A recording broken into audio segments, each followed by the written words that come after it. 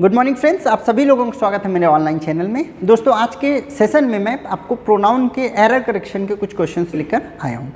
दोस्तों, मैंने प्रोनाउन के जो पार्ट हैं उनके वीडियोस बना दिए हैं, तो यदि आपने नहीं देखे हैं तो जाकर देख लें। यदि आपने प्रोनाउन को समझ लिया है तो आज आप लोग क्या करेंगे, जो भी कॉम्पिटिटिव एग्जाम में आने वाले प्रोनाउन में महत्वपूर्ण क्वेश्चंस हैं उनको देखेंगे। तो पहले आप इनको खुद से हल कर लीजिए और उसके बाद मैं आपको हल कराता जाता हूँ, ठीक है। चलिए स्टार्ट करते हैं। फर्स्ट क्वेश्चन देखते हैं। Each one of us goes to purchase items for our own use.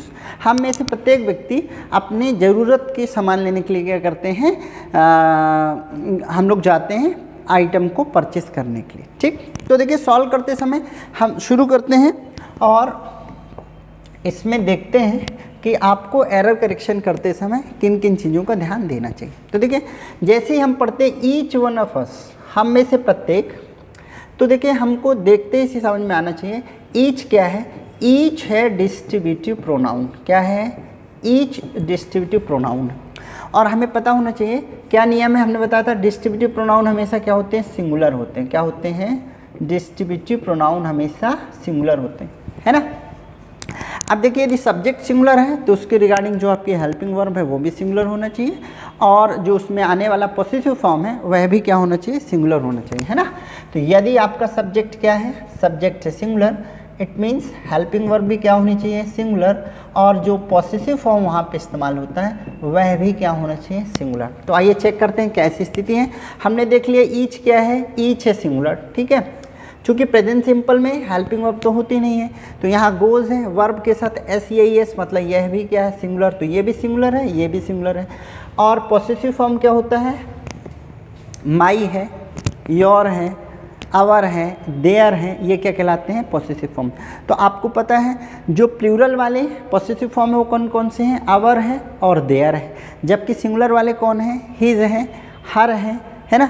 तो आपको पता है ये भी सिंगुलर है, ये भी सिंगुलर है, लेकिन ये आवर क्या है, हम ज़्यादा लोगों के लिए इस्तेमाल करते हैं, इसलिए आवर यहाँ पे गलत है, ये नहीं होना चाहिए। इसके स्थान पे हमें क्या यूज़ करना पड़ेगा, हिज या हर, ठीक। देखिए, कई बार जब आप एरर करेक्ट करते हैं और एरर करेक्शन के दौरान आपको, चूँकि हमें यहाँ पता नहीं चल रहा है कि यहाँ पे गर्ल्स की बात कर रहे हैं कि बॉयज़ की, इसलिए हम हिज और हर दोनों का प्रयोग करेंगे। नॉर्मली कई बार पेपर में क्या करता है, केवल हिज लिख के दे देता है। यदि केवल वो हिज लिखता तो भी यह सही रहता। ऐसा जरूरी नहीं कि वो दोनों लिख के दे, कोई एक भी लिख के दे रहा तो वह सही होगा, लेकिन चूंकि ये प्लूरल है इसलिए ये गलत होगा। इसके स्थान पे हमें क्या करना है, हिज या हर का प्रयोग करना है। चलते हैं दूसरे क्वेश्चन की तरफ। देखिए क्या लिखा है, the person which was recommended for the position did not fulfil the prescribed qualifications. जिस व्यक्ति को किसी जॉब के लिए क्या किया गया, रिकमेंड किया गया, सिफारिश किया गया, वह अपनी न्यूनतम योग्यता क्या नहीं करता, फुलफिल नहीं करता, ठीक है। तो देखिए यहाँ पे क्या प्रयोग हुआ, the person which was recommended, जो व्यक्ति है ना, एक व्यक्ति जो रिकमेंड किया गया। तो देखिए यहाँ पे क्या है, द पर्सन विच, यहाँ पे व्यक्ति के साथ किसके इस्तेमाल किया गया है, विच। रिलेटिव प्रोनाउन का हमने पार्ट पढ़ा है। रिलेटिव प्रोनाउन में हम क्या करते हैं, हम पढ़ते हैं कि हु का प्रयोग हम कहाँ पे करते हैं, व्यक्ति के साथ, जबकि विच का प्रयोग कहाँ करते हैं हम, जानवरों के साथ और निर्जीव चीज़ों के साथ, नॉन लिविंग्स के साथ और किसके साथ, वस्तुओं के साथ, वस्तु और नॉन लिविंग के साथ हम विच, और व्यक्ति के साथ हम किसका प्रयोग करते हूँ। तो यहाँ पे क्या होना चाहिए, विच नहीं होना चाहिए, यहाँ पे होना चाहिए द पर्सन हु। क्या होना चाहिए, द पर्सन हु। सेकेंड वाले में क्या होना चाहिए, द पर्सन। इसका आंसर क्या बनेगा, हु, है ना। व्यक्ति के साथ हम हु का प्रयोग करते हैं, जबकि वस्तु और एनिमल्स के साथ हम विच का प्रयोग करते हैं। क्लियर है। नेक्स्ट क्वेश्चन की तरफ देखते हैं। Third question, whenever you speak take care that other are not hurt by your words. जब भी आप बोलते हैं तो बोलते समय आप क्या करें, हमेशा ध्यान रखें कि दूसरे आपकी बात से क्या ना हो, हर्ट ना हो, आपको बात से उनमें कोई कष्ट ना हो, है ना। वेन एवर यू स्पीक, जब भी आप बोलते हैं, प्रेजेंट सिंपल, इसमें कोई दिक्कत नहीं। टेक केयर दैट, ये आप ध्यान रखिए कि अदर आर नॉट हर्ट, दूसरे लोग क्या ना हो, दूसरे लोग हर्ट ना हो। देखिए यहाँ पे हेल्पिंग वर्ब क्या प्रयोग किया गया है, आर। इसका मतलब है जबकि हेल्पिंग वर्ब क्या है, प्लूरल है, और सब्जेक्ट यहाँ पे क्या इस्तेमाल हुआ है, अदर। तो यहाँ पे क्या होना चाहिए, अदर के इस्तेमाल में अदर की जगह क्या होना चाहिए, अदर्स। क्या होना चाहिए, अदर्स। क्या होना चाहिए, whenever you speak take care that others are not hurt by your words. ठीक, क्लियर। अगले क्वेश्चन की तरफ देखते हैं, question number 4। Whenever they go out for shopping, they take his pet dog with them. Whenever they go out, जब भी वो बाहर जाते हैं for shopping, जब भी वो शॉपिंग के लिए बाहर जाते हैं, they take his pet dog, वो अपना जो पेट डॉग है हमेशा अपने साथ लेकर के जाते हैं। ठीक, तो देखिए whenever they go out, तो ये तो प्रेजेंट सिंपल है, इसमें कोई दिक्कत है नहीं है। for shopping they take his pet dog, तो देखिए सब्जेक्ट यहाँ पे क्या है, सब्जेक्ट है यहाँ पे दे, और दे क्या है, दे है प्लूरल। ठीक है, दे क्या है, प्लूरल। और यहाँ पे हम चेक करते हैं, they go out for shopping, they take his pet dog. यहाँ पे जो पॉसेसिव फॉर्म को इस्तेमाल किया गया है वहाँ हिज का इस्तेमाल किया गया है ना। जबकि अभी हमने देखा कि यदि सब्जेक्ट आपका सिंगुलर है तो पॉसेसिव फॉर्म भी आपका क्या होना चाहिए, सिंगुलर होना चाहिए। लिहाजा आपको देखिए यदि ये सब्जेक्ट आपका दे है तो हिज के स्थान पे आपको क्या इस्तेमाल करना है, देयर। क्या इस्तेमाल करना है, दे के लिए जो पॉसेसिव फॉर्म इस्तेमाल होता है देयर, है ना। आई के लिए माई, ही के लिए हिज, शी के लिए हर, वी के लिए आवर, और दे के लिए हम क्या पॉसेसिव फॉर्म का इस्तेमाल करते हैं, देयर। ठीक है, क्लियर बात। यहाँ पे देखते हैं next question, why did people get so much annoyed even at little provocation is a matter of investigation. क्या पूछते हैं यहाँ पे, why did people get so much annoyed, लोग क्यों बहुत ज़्यादा एनॉयड मतलब क्रुद्ध हो जाते हैं, नाराज़ हो जाते हैं, इवन एट लिटिल प्रोवोकेशन मतलब छोटी छोटी बातों पे क्या हो जाते हैं, बहुत ज़्यादा नाराज़ हो जाते हैं या क्रोधित हो जाते हैं, है ना। तो यहाँ पे देखिए वाई डिड पीपल गेट, ध्यान से देखें, WH word plus helping verb, ये एक फॉर्मेट है क्वेश्चन वर्ड फॉर्मेट का, है ना। WH वर्ड के तुरंत बाद यदि क्या होता है, हेल्पिंग वर्ब होता है, तो वो किसका पैटर्न होता है, आपके क्वेश्चन वर्ड का, है ना। और यदि ये क्वेश्चन है तो लास्ट में आपको क्या पूछना चाहिए, क्वेश्चन मार्क, है ना। इससे मुझे ये आइडिया मिलता है कि यदि ये क्वेश्चन मार्क नहीं है इसका मतलब है कि यह क्वेश्चन वर्ड नहीं है, और क्वेश्चन वर्ड नहीं है तो क्या होना चाहिए, यह होना चाहिए रिलेटिव प्रोनाउन। क्या होना चाहिए, वाई क्या है, एक तो क्वेश्चन वर्ड है और दूसरा क्या है, रिलेटिव प्रोनाउन, है ना। तो क्योंकि क्वेश्चन मार्क तो है नहीं तो मैं समझ गया ये क्या है, क्वेश्चन वर्ड नहीं है, तो क्या होना चाहिए, इसको होना चाहिए रिलेटिव प्रोनाउन। और रिलेटिव प्रोनाउन में क्या होता है, आपका हेल्पिंग वर्ब पहले नहीं आएगा, बाद में आएगा, है ना। तो क्या होना चाहिए, यहाँ से हेल्पिंग वर्ब अलग कर दीजिए, why people get so much annoyed even at. तो ये आपसे पूछ नहीं रहा है, ये आपको एक्चुअली बता रहा है कि लोग क्या होते हैं, छोटी छोटी चीज़ों में क्या हो जाते हैं, प्रोवोकेट हो जाते हैं। ठीक है, तो आपको ध्यान रखना यहाँ पे आपका कौन से वाले पार्ट में एरर है, एरर है फर्स्ट पार्ट में, ए। ठीक, चलते हैं नेक्स्ट क्वेश्चन की तरफ, क्वेश्चन नंबर 6। मैं यहाँ पे देख देता हूँ, क्वेश्चन नंबर 6 की तरफ चलते हैं।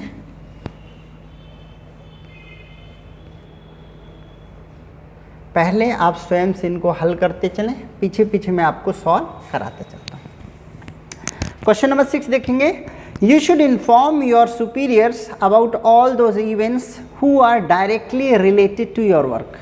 You should inform to your superiors. आप अपने superiors मतलब जो आपके उच्च अधिकारी हैं उनको क्या करना चाहिए, इन्फॉर्म करना चाहिए about all those events, सभी घटनाओं के बारे में, who are directly related to your work, जो भी आपके काम से संबंधित जो भी घटनाएं हैं उन घटनाओं को अपने superiors से आपको क्या करना चाहिए, इन्फॉर्म करना चाहिए। इसमें बताइए क्या दिक्कत है, you should inform, ये तो आपका मॉडल है, इसमें कोई दिक्कत नहीं है। You should inform your superiors about all those events who are directly related to your work। देखिए यहाँ पे अभी हमने देखा who का जो हम प्रयोग करते हैं, है ना, who का प्रयोग मैंने बताया, who का प्रयोग कहाँ पे करते हैं, हम व्यक्ति के साथ करते हैं, राइट। who का प्रयोग कहाँ करते हैं, व्यक्ति के साथ करते हैं, ठीक है। और यहाँ पे देखिए क्या बोल रहा है, ऑल दोज इवेंट्स, उन सभी घटनाओं के बारे में जो आपसे रिलेटेड हैं, वे सभी घटनाएं जो आपसे रिलेटेड हैं। तो वो नहीं कह रहा वे सभी व्यक्ति जो आपसे रिलेटेड हैं, यदि व्यक्तियों की बात करता तब यहाँ पे क्या होता, हूँ। यहाँ पे क्या कर रहा है, चॉइस ऑफ इवेंट्स, इवेंट्स की बात कर रहा है ना। तो यहाँ पे हु आपका जो है चॉइस के लिए हम इस्तेमाल नहीं करते, हु से बेहतर ऑप्शन आप क्या रहेगा, विच, है ना। यहाँ पे क्या, all those events which are directly related to your work. Which के अलावा हम दैट का भी प्रयोग एज ए रिलेटिव प्रोनाउन यहाँ पे कर सकते हैं। तो आपके पास ऑप्शन है, चाहे विच के साथ जाएं या दैट के साथ, ठीक है। तो फिलहाल आपका हु या गलत है, इसका मतलब ए बी सी, यहाँ पे आपका कौन सा नंबर आंसर आएगा, आंसर नंबर सी। कहाँ पे इनकरेक्ट है, सी, ठीक है। नेक्स्ट क्वेश्चन देखते हैं। It is very important that you be firm on what have you decided for implementation, ठीक है। इट इज़ वेरी इंपॉर्टेंट, ये बहुत महत्वपूर्ण है कि यू बी फर्म, आपको क्या होना चाहिए, फर्म होना चाहिए, पक्का होना चाहिए। On what have you decided, जो भी आपने निर्णय ले लिया है उसमें आपको फर्म होना चाहिए, उस पर अडिग होना चाहिए, ठीक है। तो यहाँ पे देखिए पहले में तो कोई दिक्कत नहीं है, दूसरे में भी कोई दिक्कत नहीं। यहाँ पे अगेन देखिए, जैसे मैंने पहले एक क्वेश्चन में बताया था, यहाँ पे क्या लिखा है, व्हाट हैव यू डिसाइडेड। तो देखिए क्वेश्चन वर्ड है और क्वेश्चन वर्ड के तुरंत बाद आपके पास क्या है, हेल्पिंग वर्ब। ऐसी स्थिति में आपको ये समझ जाना है कि ये क्या है, यदि WH वर्ड के तुरंत बाद हेल्पिंग वर्ब है, इसका मतलब है कौन सा पैटर्न है, ये WH वर्ड या क्वेश्चन वर्ड का पैटर्न है ना। कौन सा पैटर्न है, क्वेश्चन वर्ड। क्या पैटर्न होता है, सबसे पहले question word plus helping verb, है ना। तो ये क्या पूछेगा आपसे, क्वेश्चन पूछेगा। लेकिन इसके लिए मैंने बताया यहाँ कहीं भी आपको देखिए क्वेश्चन मार्क नहीं है, कहीं पर इसके बाद क्वेश्चन मार्क नहीं है। इट मीन्स ये आपसे क्वेश्चन नहीं पूछा है, ये आपको बताया है। अगेन ये वॉट जो है क्वेश्चन वर्ड नहीं है, वॉट क्या है, रिलेटिव प्रोनाउन है। वॉट यहाँ पे क्या है, रिलेटिव प्रोनाउन, राइट। और रिलेटिव प्रोनाउन में आपको पता है रिलेटिव प्रोनाउन के तुरंत बाद हेल्पिंग वर्ब आएगा नहीं, है ना। तो ये गलत है, क्या होना चाहिए, व्हाट हैव यू डिसाइडेड गलत है। यहाँ पे क्या होना चाहिए, व्हाट यू हैव, यहाँ पे हैव आना चाहिए, ठीक है। यहाँ पे क्या आएगा, you be firm on what you have decided for implementation. ऐसा इसलिए हुआ क्योंकि यह क्वेश्चन वर्ड सेंटेंस नहीं है, यह एक रिलेटिव प्रोनाउन है। और रिलेटिव प्रोनाउन में आपके व्हाट, विच, व्हेन, व्हाई, इनके बाद हेल्पिंग वर्ब नहीं आती, डायरेक्टली आपका सब्जेक्ट आ जाता है, ठीक है। तो ये आप तभी कर पाएंगे जब आपने रिलेटिव प्रोनाउन बहुत ध्यान से समझा हो। रिलेटिव प्रोनाउन का वीडियो मैंने आपको ऑलरेडी बना दिया है, यदि आपने नहीं देखा तो जाकर देख लें। चलते हैं अगले क्वेश्चन की तरफ। Question number 8, What should we do is a matter of our own choice and desire। हमें क्या करना चाहिए, ये हमारी स्वयं की इच्छा क्या होना चाहिए, होनी चाहिए, है ना। What should we do is a matter। फिर देखिए अगेन सेम क्वेश्चन है, What should we do, हमें क्या करना चाहिए। तो यहाँ पे what है, यहाँ पे should है। WH वर्ड के बाद तुरंत क्या है, मॉडल है। और ऐसी स्थिति में देखिए फिर यदि ये क्वेश्चन पूछा होता तो आपके पास अगेन फिर क्या होना चाहिए, क्वेश्चन मार्क होना चाहिए। यहाँ क्वेश्चन मार्क तो है नहीं, तो आप समझ जाइए यहाँ पे क्या है, अगेन सेम प्रॉब्लम है, व्हाट वी शुड डू। यहाँ पे क्या होना चाहिए, what we should do. Again ये जो व्हाट है ये क्वेश्चन वर्ड नहीं है, यह एक। क्वेश्चन नंबर 9 देखिए, I do not understand what to make employees so agitated on such trivial issues। I don't understand, मैं नहीं समझ पाता हूँ what to make employees को क्या बनाता है so agitated on such trivial issues, मतलब इन छोटी छोटी चीज़ों पे क्या agitated बनाता है, मैं ये समझ नहीं पाता हूँ, ठीक है। तो देखता हूँ यहाँ पे I don't understand, इसमें कोई दिक्कत नहीं, मैं समझ नहीं पाता हूँ, ये ओके है। what to make employees, तो यहाँ पे देखिए यहाँ पे जो फॉर्मेट है, यहाँ पे एरर है बी पार्ट में, व्हाट टू मेक एम्प्लॉयज़, ये गलत है। यहाँ पे क्या होना चाहिए, यहाँ पे WH वर्ड के बाद आपको वर्ब के साथ SEIS, ये फॉर्मेट आपका जो है फॉलो होता है, क्वेश्चन वर्ड प्लस वर्ब, है ना, इस फॉर्मेट के साथ बनाया जाएगा। तो क्या आएगा, I don't understand what makes employees so agitated on such trivial issues, ठीक है। अगला क्वेश्चन देखते हैं, why we do not meet to discuss this matter in detail on Friday next, है ना। इस क्वेश्चन को देखिए, वाई वी डोंट, तो यहाँ पे देखिए why we don't question word है, क्वेश्चन वर्ड के बाद आपका क्या है, सब्जेक्ट है। और यहाँ पे आप देख रहे होंगे यहाँ पे जो क्वेश्चन वर्ड का प्रयोग किया गया है, क्वेश्चन मार्क का इस्तेमाल किया गया है। क्या इस्तेमाल किया गया है, क्वेश्चन मार्क, है ना। तो देखिए अभी तक आपने रिलेटिव प्रोनाउन पढ़ा और रिलेटिव प्रोनाउन में आपने ये पढ़ा कि जब भी आपका रिलेटिव प्रोनाउन होगा तो क्वेश्चन मार्क नहीं होगा, यहाँ पे क्वेश्चन मार्क है। इसका मतलब है ये कौन सा क्वेश्चन वर्ड सेंटेंस है। और क्वेश्चन वर्ड सेंटेंस के लिए क्या रूल होता है, WH वर्ड के तुरंत बाद क्या होती है, हेल्पिंग वर्ब आती है। तो यहाँ पे क्या होना चाहिए, वाई डोंट वी, है ना। तो यहाँ जो वी है ना, इसको वाई डू वी नॉट हम ऐसा भी बना सकते हैं या वाई डोंट वी ऐसा बना सकते हैं, पर आपको WH वर्ड के तुरंत बाद क्या मिलेगा, हेल्पिंग वर्ब आपको प्रयोग करना पड़ेगा, ठीक है। तो यहाँ पर ये रिलेटिव प्रोनाउन नहीं था, ये क्वेश्चन वर्ड का था, क्योंकि यहाँ पे क्वेश्चन मार्क दिया था। अगले क्वेश्चन की तरफ जानते हैं।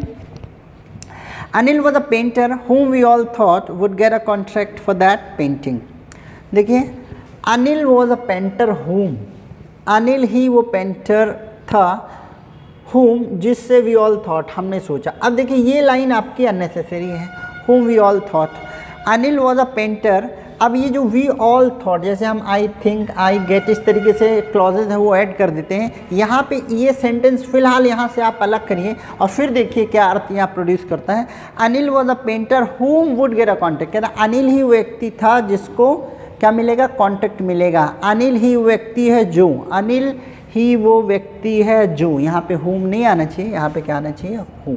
क्या आएगा यहाँ पे, Anil was a painter who would get a contract, क्या है, Anil was a painter who would get a contract, we all thought। इस टुकड़े को हम शुरू में भी रख सकते थे, लास्ट में भी रख सकते थे, यहाँ वो कन्फ्यूजन क्रिएट करने के लिए इसने रखा है, ये आपको ध्यान देना है।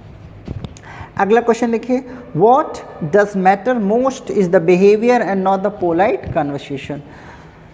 वॉट डज मैटर, ज़्यादा मैटर क्या करता है, मोस्ट इज़ द बिहेवियर, ज़्यादा मैटर क्या करता है, बिहेवियर, ना कि पोलाइट कन्वर्सेशन। पोलाइट कन्वर्सेशन से ज़्यादा जो आपका बिहेवियर है, व्यवहार है, वो मायने रखता है। तो यहाँ पे देखिए सेम क्वेश्चन है, व्हाट डज मैटर। देखिए ये बिल्कुल सिमिलर क्वेश्चन है जैसे हमने व्हाट मेक्स वाला बनाया था, कहाँ पे, इससे पहले वाले ये what makes employees. Same question है, यहाँ क्या होना चाहिए, व्हाट मैटर्स, क्या आएगा, what matters most is the behavior and not the polite conversation। Error कौन से पार्ट में है, ए। अगले क्वेश्चन की तरफ जानते हैं। if all of you quarrel among yourself we shall not be able to solve your problems। यदि आप सभी लोग आपस में क्या करेंगे, लड़ते हैं तो हम आपकी समस्या सॉल्व करने में सक्षम नहीं होंगे, है ना। If all of you quarrel among your self, तो देखिए यहाँ पे आपको ध्यान रखना है, यहाँ पे किसकी बात कर रहा है, ऑल ऑफ यू क्वेरल, आप सभी लोग लड़ते हैं। तो देखिए एक्चुअली होता क्या है कि यू में हम एक व्यक्ति के लिए भी हम सामने वाले को यू कहते हैं और ज़्यादा व्यक्तियों के लिए हम यहाँ क्या करते हैं, यू का प्रयोग करते हैं। यहाँ ऑल ऑफ यू मतलब यू का प्रयोग सभी लोगों, ज़्यादा लोगों के लिए किया गया है। और यहाँ पे क्या किया, अमंग योर सेल्फ। तो देखिए सेल्फ का प्रयोग हम कहाँ करते हैं, एक व्यक्ति के लिए, और सेल्फ का ही प्लूरल क्या होता है, सेल्फ्स, है ना। सेल्फ का प्लूरल क्या होता है बताइए, सेल्फ्स। और ये हमने पढ़ा है रिफ्लेक्सिव प्रोनाउन में, इसका भी वीडियो मैंने बना दिया है। रिफ्लेक्सिव प्रोनाउन क्या होता है, आपको जहाँ पे सेल्फ वाले प्रॉब्लम्स आती है। तो यहाँ योर सेल्फ गलत है, क्योंकि सेल्फ कब आएगा, जब एक ही व्यक्ति होगा। यहाँ पे क्या होना चाहिए, योर सेल्फ्स, क्या होना चाहिए, your selfs. If all of you quarrel among your selfs we shall not be able to solve. अगला क्वेश्चन देखते हैं, the master did not know who of the servant broke the jug. देखिए the master did not know who of the servant. देखिए master ने नहीं जाना किस servant ने, कौन से वाले सर्वेंट ने जग जो है ब्रेक किया, तोड़ दिया। तो अगेन देखिए यहाँ पे हु का प्रयोग नहीं होगा, हु की जगह क्या होगा, विच। चूँकि चॉइस वाला है, इनमें से कौन सा या कौन सी के लिए हम क्या करते हैं, विच का प्रयोग करते हैं, ना कि हु का प्रयोग हमने बता दिया व्यक्ति के लिए करते हैं, ठीक। अगला question, one of them forgot to take their bag from the school. One of them, क्या, वन ऑफ देम। इसको मैं थोड़ा ऊपर कर लेता हूँ, तब तक आप लोग क्वेश्चन सॉल्व कर लीजिए। वन ऑफ देम, उनमें से एक, क्या, उनमें से एक, वन ऑफ देम, उनमें से एक मतलब कितने व्यक्ति की बात हो रही है, एक व्यक्ति के। उनमें से एक, फॉरगॉट, भूल गया, टू टेक देयर बैग, उनमें से एक, जो भी व्यक्ति थे उनमें से एक व्यक्ति स्कूल में बैग भूल गया। तो देखिए यहाँ पे क्या बोल रहा है, देयर बैग, व्यक्ति कितना है, एक भूला, है ना। और सब्जेक्ट यहाँ पे आपका क्या बन रहा, सिंगुलर, इसलिए जो पॉसेसिव फॉर्म है वो भी क्या बनना चाहिए, सिंगुलर। चूँकि यहाँ पता नहीं चल रहा है कि गर्ल्स है कि बॉयज़, इसलिए आपका जो राइट आंसर होगा हिज या हर होगा। ठीक है, अगला क्वेश्चन देखते हैं। Things will not improve unless you yourself look into it. देखिए, थिंग्स विल नॉट इम्प्रूव, चीज़ें इम्प्रूव नहीं होंगी जब तक आप स्वयं इसको नहीं देखेंगे। तो देखिए यहाँ पे जो सब्जेक्ट है वो क्या है, थिंग्स, प्लूरल है, ज़्यादा चीज़ें हैं, है ना। तो ज़्यादा चीज़ों के बारे में you yourself look into it, इसके बारे में नहीं देखेंगे। तो देखिए सब्जेक्ट आपका प्लूरल है और किसके बारे में नहीं देखना है, इट। यहाँ पे चूँकि ज़्यादा चीज़ें हैं तब आपको यहाँ क्या लिखना पड़ेगा, देम। चूँकि प्लूरल के लिए कौन सा पोसेसिव इस्तेमाल होता है, देम।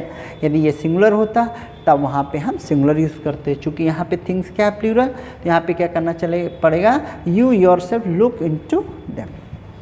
नेक्स्ट क्वेश्चन देखते हैं। This is one company who not only sales its products but also gives goods after sales services.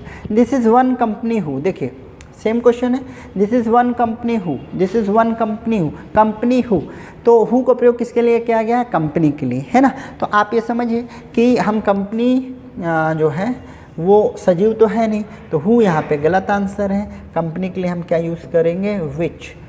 ठीक है, अगला क्वेश्चन देखिए। Who of the two is joining the team. तो देखिए हु ऑफ द टू, ये भी चॉइस के लिए है ना।